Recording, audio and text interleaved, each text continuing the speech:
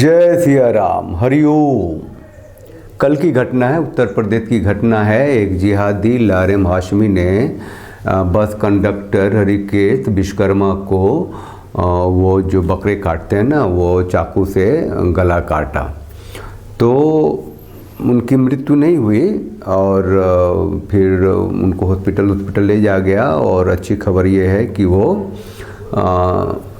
Serious हैं, लेकिन revive कर रहे हैं, वो ज़िंदगी में आ जाएंगे, हरिकेश विश्वकर्मा। तो ये जो था हाशमी, वो जिहादी है, मुसलमान है।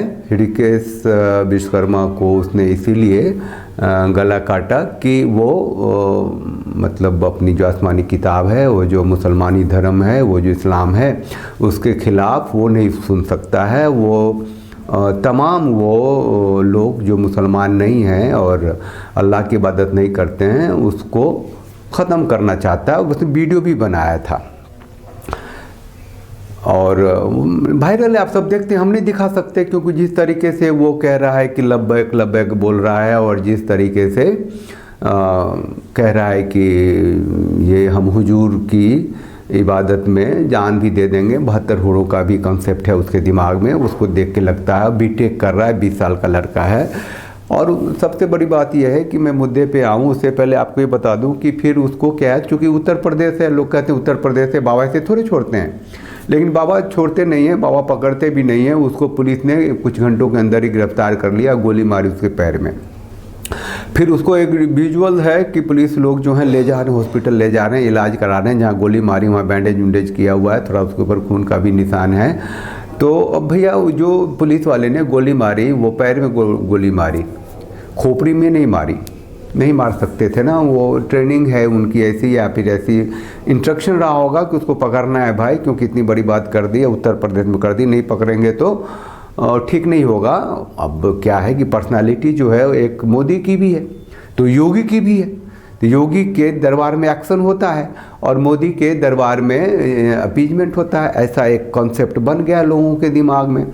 तो ये हॉस्पिटल में है और फिर इसका जो कानूनी प्रक्रिया चलेगी, अदालत में बात जाएगी। तो ये जो मदनी सब है वो सब फिर आएंगे, जो मुसलमानी संस्था सब है, वो जो जमायते उलमा हिंद वाले लोग हैं, वो आएंगे। वो तो आतंकियों को तो साथ देते हैं, कहते हैं कि हम उसके लिए कानूनी, एक से एक जो बम ब्लास्ट हुए हैं भारत में, और एक से एक जो अदालत से सजा याफ्ता भी लोग हैं, अदालत ने फांसी की सज़ा भी दे दी आतंक के चक्कर में, उसको भी जमायते उलमा वाले देते हैं, अपना कानूनी सलाह देते हैं। तो इतनी बात मैं इसीलिए कह रहा हूँ कि हम लोग अक्सर बात करते रहते हैं कि ये जो मोदी है ना, वो मुस्लिम तृप्तिकरण कर रहे हैं, संतुष्टिकरण कर रहे हैं। ये गलत बोल रहे हैं। वो मुसलमानों की तृप्तिकरण या संतुष्टिकरण नहीं कर रहे, वो जिहादियों की भी तृप्तिकरण कर रहे हैं, है ना।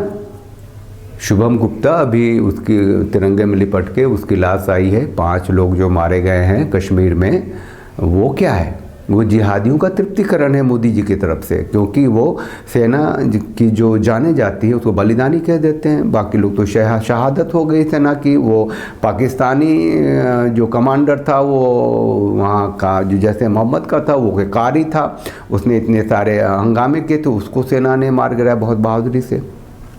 लेकिन वो लोग वहाँ जाते कैसे हैं, पहुँचते कैसे हैं, किस किस जगह रहते हैं, उनके यहाँ खाना कैसे पहुँचता है, उनको एक रास्ता कौन सा देता है, सारे लोकल्स होते हैं, कश्मीरी होते हैं।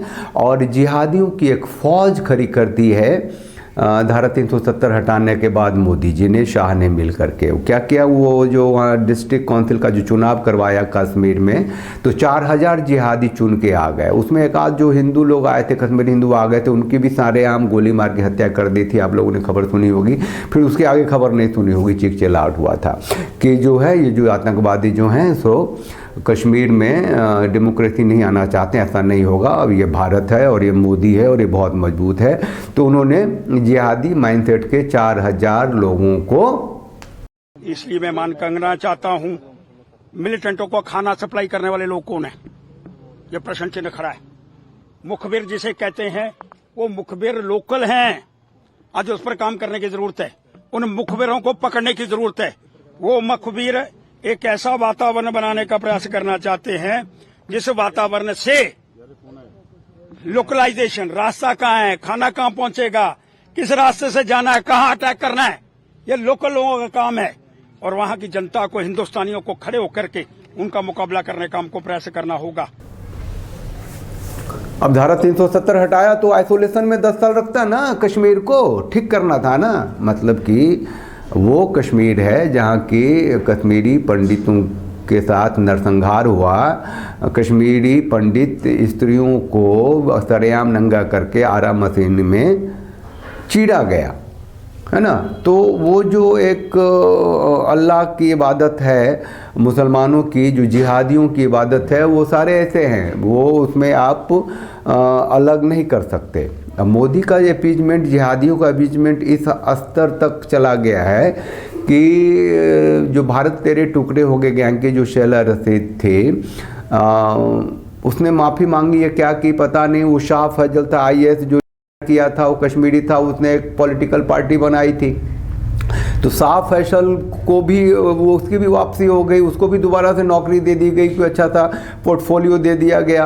और ये जो शेला रशीद है उसको भी कोई अच्छी सी नौकरी दे दी गई, है ना। वो अब कह दिया उसने कि मैंने जो पीछे किया है वो मेरी भूल थी। जो मोदी जो है सो बहुत बड़ा नेता है और राष्ट्र का नेता है, विश्व का नेता है, ऐसा कह दिया।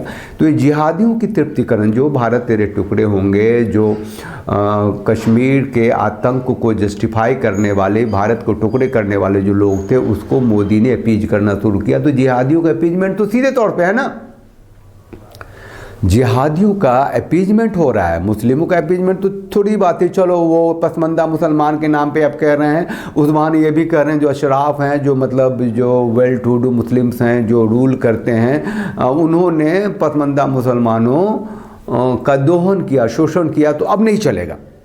अरे भैया, जो वो फुट सोल्जर्स हैं, वो लड़ाकू हैं, वो अल्लाह के नाम पे लड़ते हैं, वो गला काटते हैं। और ये देश देखो ना, मोदी से कभी सुना? ये था सूर्यकांत, जस्टिस सूर्यकांत, अब पादरी वाला था, जिसने नुपुर शर्मा के केस में जो कन्हैया टेलर का गला काटा था, उसके बारे में कह दिया था कि नुपुर शर्मा के कारण ये देश अशांत हुआ है। नुपुर शर्मा के कारण इतने सुप्रीम कोर्ट ने कह दिया, इस देश का क्या करोगे, कहाँ सर ठोकोगे, कहाँ मत्था मारोगे?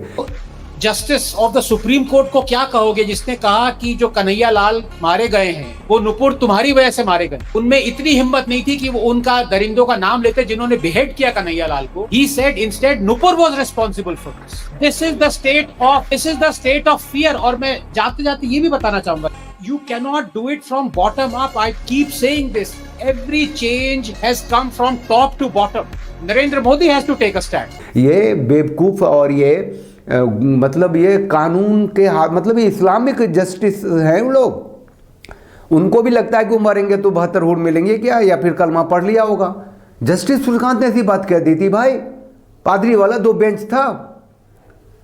और मोदी को क्या कहना है, फिर तो चुप ही रहे। फिर बाद में अशोक गहलोत चुनाव के प्रचार के दौरान जब ये मोदी जी इनकलाब करने लगे कि यहाँ इस राजस्थान में कन्हैया टेलर का गला काटा जाता है इस सरकार के अधीन, पता चला कि वो अशोक गहलोत कह गया भैया भारतीय जनता पार्टी का आदमी है वो।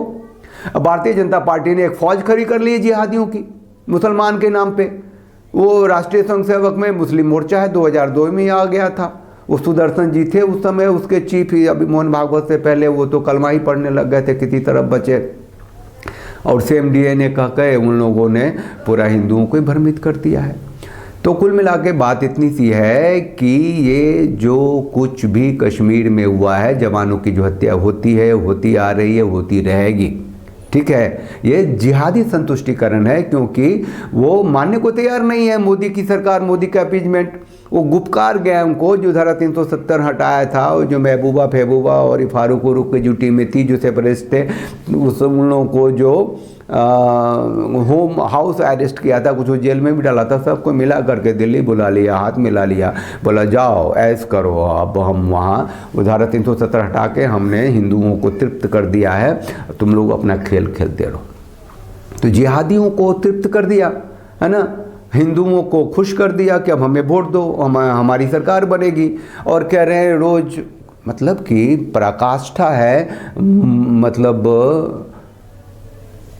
धूर्तई की कितना ठगेगा, किस तरीके से ठगेगा, कैसे ठगेगा, ये मोदी एंड कंपनी किस तरीके से जिहादियों का तृप्तिकरण कर भारत को इस्लामीकरण कर दिया है। कश्मीर में तो कर ही दिया है।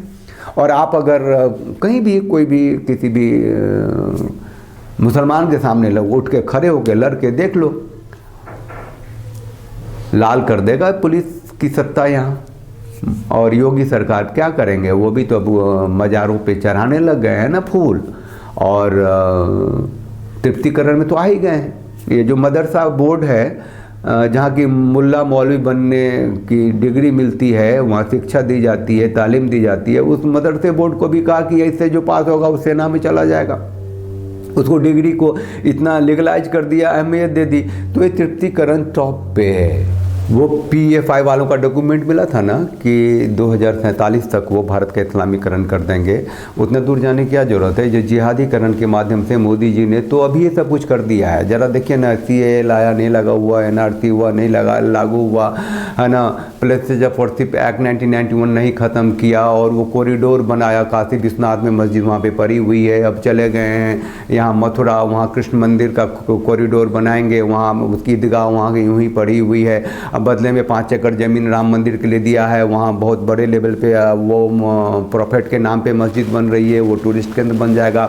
तो उत्तर प्रदेश को ही 3-3 पाकिस्तान बनाने के चक्कर में आ गए। ये हिंदू हित के लिए, सनातनी व्यवस्था के लिए को ख़त्म करने के लिए सब कुछ कर रहे हैं। वो सीधी सी बात है।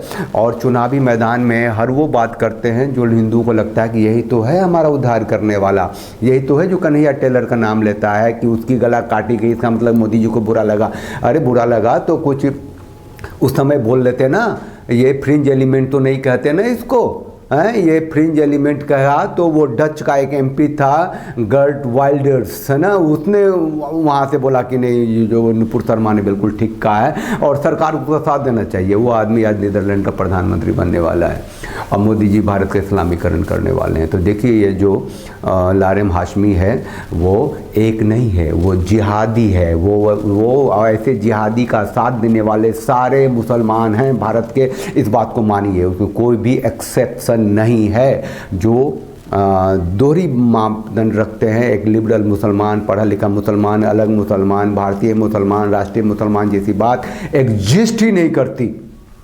अब जब हम इतना कुछ कह रहे हैं तो भैया तेरे पास रास्ता क्या है? क्या रास्ता है? रास्ता ये है कि हर घर को गुरुकुल बनाइए, अपने ढंग से रहिए, और जो भी पार्टी जो भी आ रही है बडिंग में, एकम सनातन भारत दल है, देखिए साथ दीजिए, उसको फैलाइए। वो लोग लड़ रहे हैं, है ना, जो हिंदू हित की बात करेगा वही भारत पे राज करेगा। जो अगर ऐसा नहीं हुआ तो आप ख़त्म हो जाएंगे। देखिए हिंदू हित ऐसी हिंदू सनातन सभ्यता संस्कृति को मानने वाले, ऐसी सत्ता की व्यवस्था लाने वाले जब आएंगे तो मुसलमान भी ठीक ठाक रहेंगे, है ना। अगर वो रहे तो हिंदुओं का ख़त्म होना लाजमी है, जायज़ है, और होगा ही होगा। अगर हिंदू सत्ता की व्यवस्था भारत में नहीं आई तो यहूदियों की सत्ता इजराइल में है, वहाँ सिर्फ 91 लाख आबादी है जिसमें 30 लाख अरबी मुसलमान हैं, फिर भी वो अपनी जगह है। 180 करोड़ मुसलमानों पर भारी पड़ा है। ये होता है आपके धार्मिक सत्ता की व्यवस्था, समझिए। चैनल को लाइक कीजिए, शेयर कीजिए, सब्सक्राइब कीजिए, उस बेल आइकन को प्रेस कर दीजिए जिससे आपको नोटिफिकेशन मिलता रहेगा, और अपनी प्रतिक्रिया मोटे अक्षरों में लिखिए। ये जो बेचैनी है जो मैं रिवील करता हूँ वो आप तक अगर पहुँच रही है, वो आपके कमेंट के माध्यम से, आपकी प्रतिक्रिया के माध्यम से दिखना चाहिए, और ये वीडियो को ज़्यादा से ज़्यादा दूर तक पहुंचाना चाहिए, इसीलिए कि मोदी जी मुस्लिमों की तृप्तिकरण नहीं, अब जिहादियों का तृप्तिकरण में लग गए हैं, जिससे कि सेना से लेकर के आम आदमियों तक की हत्या हो रही है। ये बलिदानी उलिदानी वाले जो शब्द है वो उस जगह ठीक काम आता है जहाँ की आप ने 200 का रेस्क्यू किया और एक हमारा वो जो है सेना बलिदान चला गया।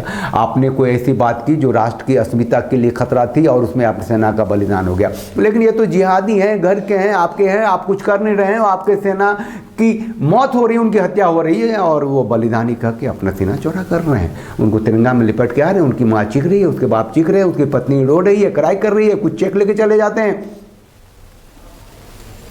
सोचिए। जय सिया राम, हरि ओम।